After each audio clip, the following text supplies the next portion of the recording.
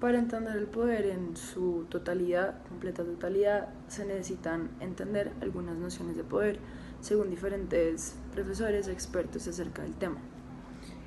Primero, voy a hablar acerca de las diferentes nociones de poder acerca de Weber, Hannah Arendt, Ni y Gramsci.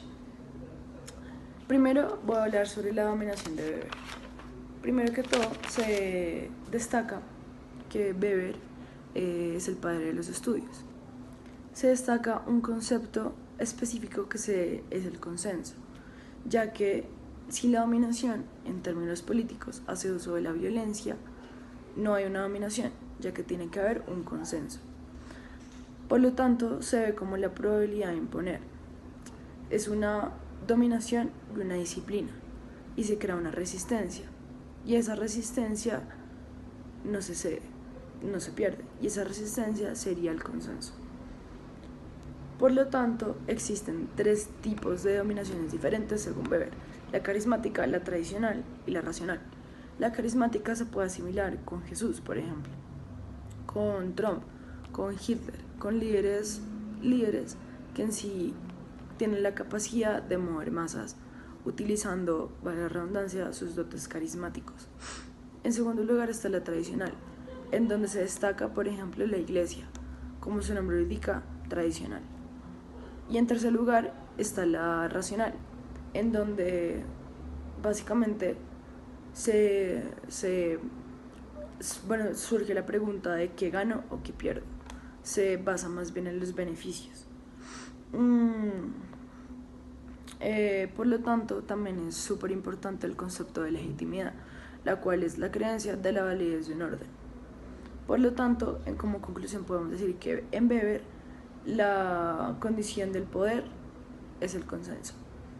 Hablando de legitimidad, hablamos de Hannah Arendt.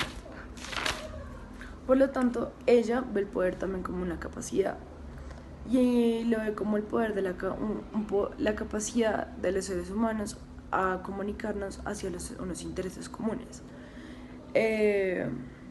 Y también, pues también se necesita legitimidad en términos de Hannah Arendt. Ella sostiene que si no hay una coyuntura crítica, no se puede generar un poder y este poder no se manifiesta. El poder recae en, en la gente, en nosotros, en la masa. Por lo tanto, responde a ciertos momentos. Este poder no es un poder constante, ya que en la coyuntura crítica es donde éste se manifiesta, no constantemente. Según Foucault, el poder no tiene una fuente y no se tiene, se ejerce, pues este no es una sustancia. Para Foucault, el poder es una red de relaciones que se puede ver en las instituciones que reproducen una conducta, pues para Foucault, el poder lo que busca es producir sujetos. Sujetos que tengan formas específicas de pensar, sentir y actuar. En esta visión de poder podemos ver dos sociedades: la sociedad disciplinaria o sociedad exterior, en la que se satanizan las resistencias y es exterior al sujeto. Esta sociedad luego se convierte en una sociedad de control o una sociedad que va adentro del sujeto. En esta se ve el autocontrol y se busca inducir la conducta en otros. En esta sociedad se busca normalizar las resistencias e incluirlas al régimen. Lux nos da varias visiones de poder. La primera de estas es el poder unidimensional. Este poder consiste en la capacidad de un sujeto de imponerse sobre otro. Este poder no es recíproco y muchas personas lo pueden tener al mismo tiempo. Luego está el poder bidimensional, que es una relación y un consejo, pues es la relación social, se construye constantemente y en este se busca llegar a un consenso sobre algunos temas a tratar. Luego tenemos la visión tridimensional, una visión que abarca las dos visiones anteriores, la unidimensional y la bidimensional, en la cual una parte del gobierno intenta imponerse sobre la sociedad, pero la masa, debido a los procesos anteriores, genera resistencia. En este proceso también se genera consenso. La visión de poder de Marsheimer es una posición defensivo-ofensiva, una posición en la que el balance entre la ofensa y la defensa es muy importante. La defensa consiste en proteger recursos y personas que estén adentro de nuestro territorio, mientras que la ofensa consiste en atacar a un enemigo para conquistar sus tierras y ganar recursos. Esta posición de poder se puede comprender como una sustancia, pues se puede perder o ganar, pero también es una relación, pues depende mucho de las relaciones de poder entre estados. En este poder los medios de violencia son muy importantes, pues estos permiten generar miedo, lo que asimismo permite persuasión. Pues al final lo que se busca es mantener el poder y que internacionalmente sea reconocido, lo que los medios para generar miedo nos dan. En el siguiente caso se habla de Joseph Nye, en donde habla acerca del poder inteligente, el cual es el equilibrio del poder blando con el poder duro. Esto no significa que este poder sea mitad de mitad, sino que saber cuándo utilizar cada cual. Cabe resaltar que el poder blando es un diálogo, no se utiliza una fuerza física. En cuanto al duro, sí se utilizan recursos violentos. Por lo tanto, este poder inteligente es saber cuándo utilizar cuál poder. Y se puede ver básicamente hoy en día en los contextos sociales de los diferentes países. Y ahora, para terminar, hablo de Gramsci, en donde Gramsci habla acerca de, o bueno, crea para entender el concepto importante para entender a Gramsci es el de la hegemonía, ya que este poder, o bueno, esta hegemonía se crea como una capacidad de las clases dominantes para imponer los intereses comunes a las clases dominadas a través de producciones culturales. Y esto se puede ver muchísimo y se puede relacionar con Foucault, ya que este también utiliza diferentes medios, por ejemplo, las redes sociales, los medios como la televisión, etcétera, para así crear ciertos sujetos y ahí poder así controlarlos.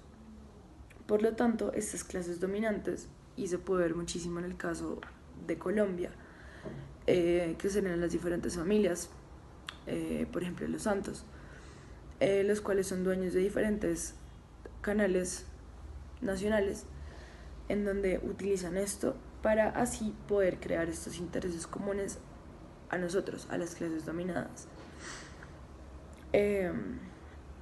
Y sí, eso por ahora es la primera parte, las diferentes nociones de poder. Bueno, en esta otra parte puedo empezar hablando acerca de los diferentes poderes que existen. Primero se va a hablar el poder blando y el duro. Bueno, como definición se entienden que estos son asociados para entender el comportamiento de diferentes potencias mundiales. De hecho, pues de la población en general.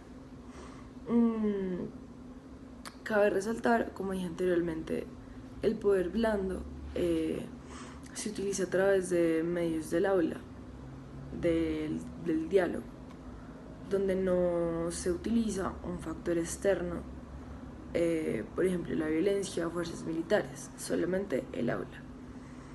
Por otra parte está el poder duro, el cual pues es el contrario, el cual se utiliza fuerzas militares, la violencia para así conseguir algo lo planteado.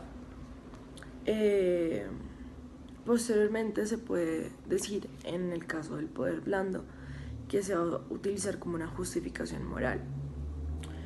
Y esa justificación moral posteriormente se va a volver en una política. Después el pensador Joseph Nye va a crear y va a dar a conocer la unión de estos dos poderes, el cual, como ya dije anteriormente, se va a llamar el poder inteligente. En segundo lugar está el poder social, el cual se define o se da a conocer como una capacidad de un actor externo, de un factor externo, para quien sí pueda controlar, influir, eh, modificar y cambiar y hasta gobernar el comportamiento de un individuo o de un grupo específico. Este se puede relacionar con Foucault, ya que este utiliza diferentes medios para así poder influir y crear individuos para poder controlarlos. También se puede asociar con la noción de poder de Weber, ya que el concepto principal es la dominación. En otro caso, en el tercer aspecto está el poder cultural, ya que pues este cumple con ciertos intereses comunes, es decir, se ve como una capacidad de las clases dominantes a implementar los intereses comunes a las clases dominadas. Es decir, como dije anteriormente, se puede relacionar con el poder de Gramsci y con el concepto hegemonía, ya que básicamente eso es lo que evalúa, la capacidad de estas clases de imponer esos intereses comunes. Podemos poner el poder de Mearsheimer adentro del poder militar, pues la premisa de este es utilizar a la milicia para proteger a la población y los recursos que estén adentro del territorio propio y atacar a los estados enemigos. Un ejemplo de esto son los Estados Unidos de América, pues ellos siempre han mantenido a ese ejército muy cerca y lo utilizan para amenazar y tratar de dar miedo a sus enemigos, como últimamente con la creación de un nuevo camión de guerra o en el ataque, por ejemplo, en la invasión de Irak en 2003, o la muerte de Osama Bin Laden en 2011. Otro ejemplo es Rusia, con la aparición de cabezas nucleares el 3 de marzo de 2018. El poder unilateral es un tipo de poder que va en un solo sentido, es decir, no es recíproco. Este tipo de poder se puede observar en el poder individual de Lux, pues en este, un individuo se pone por encima de otro individuo o de una masa. Esta masa o individuos dominados no pueden replicarle a lo que el individuo dominante diga. Un ejemplo de esto es la implementación de los acuerdos de paz en 2016, después de que el plebiscito se dijera que no a estos acuerdos. En este caso, el presidente Santos utilizó un recurso llamado decreto con fuerza de ley que le permitía imponer al pueblo estos acuerdos de paz, aunque previamente en el plebiscito se hubiera dicho que no. El poder multilateral es un tipo de poder que va en varias direcciones, es decir, además de ser recíproco, varios actores actúan en él al mismo tiempo. Este tipo de poder se puede observar en el poder bidimensional y tridimensional de Lux. En el caso del poder bidimensional, podemos ver cómo varios actores de la sociedad entran en contacto y llegan a consenso sobre algunos temas. Mientras que en el poder tridimensional, aunque un Estado intente imponerse sobre la sociedad y sus diferentes actores ejercen poder sobre el Estado y generan resistencia. Un ejemplo de esto es el esfuerzo multinacional que se hizo en conjunto con la ONU para recoger e inyectar fondos en Colombia en el periodo de 2008 a 2012. El poder individual es un poder que de cierta manera se parece al poder unilateral, pues este va en un solo sentido. La cosa con este poder es que el poder individual, como su nombre lo indica, es dictaminado por una sola persona. Además, en este lo que más influye es la dominación. Este tipo de poder se puede relacionar con el poder de Weber y todo lo que este implica, que es importante la dominación para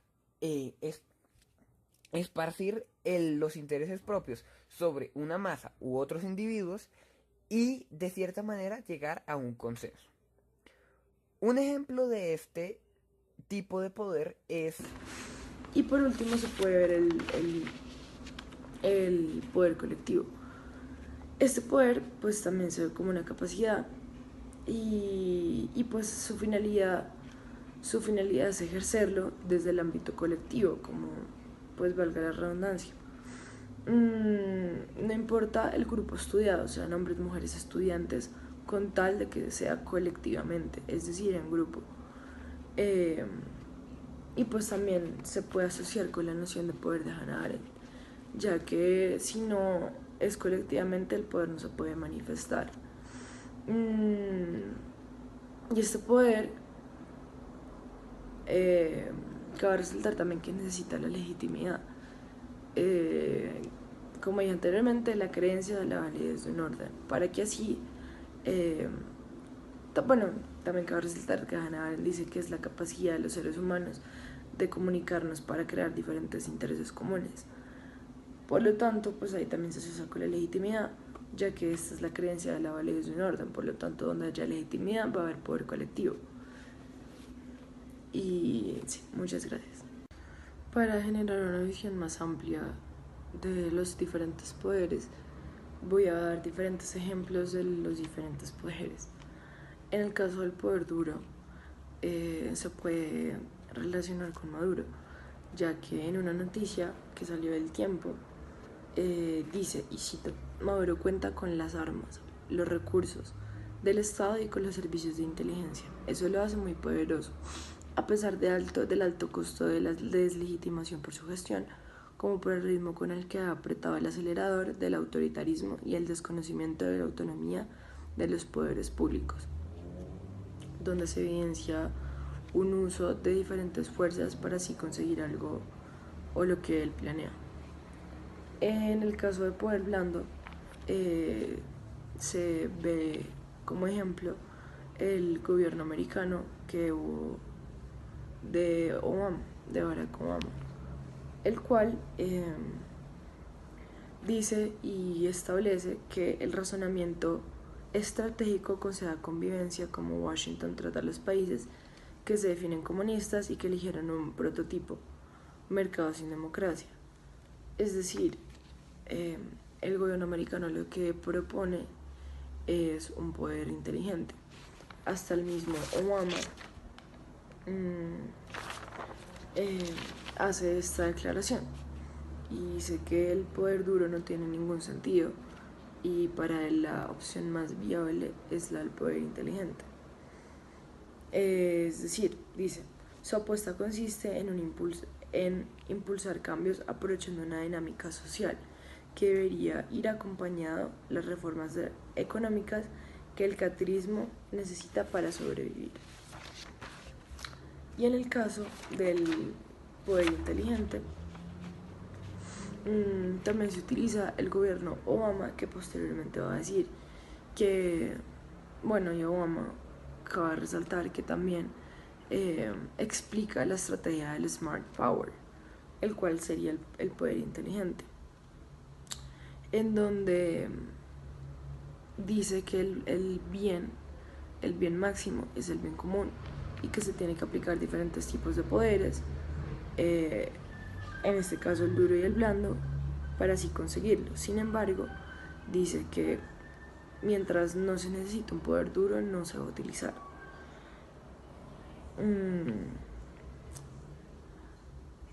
Bueno, en ese caso, en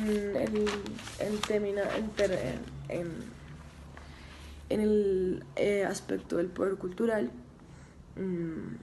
se dice y se puede conocer que es básicamente la capacidad de una clase dominante alta en imponer diferentes intereses a las clases bajas y hacerles creer que es un interés común. Podemos en este caso mirar y analizar el tema de los avances tecnológicos. En este caso utilicé un ejemplo de Apple, de Steve Jobs, el cual dice, y leo: para enero del 2017 los rumores de que Apple presentaría un teléfono se habían multiplicado. Hoy no nos vamos a presentar un producto revolucionario, sino que vamos a mostrarles tres.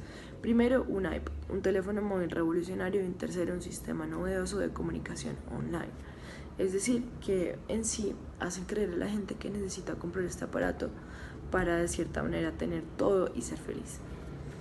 En el caso del poder colectivo, tomé de referencia a Francia, donde se realiza una reforma laboral, donde cito, dice: miles protestan en la primera marcha nacional convocada en París. La CGT situó en 1.3 millones el número de protestantes. Es decir, esta gente se reúne para un bien común.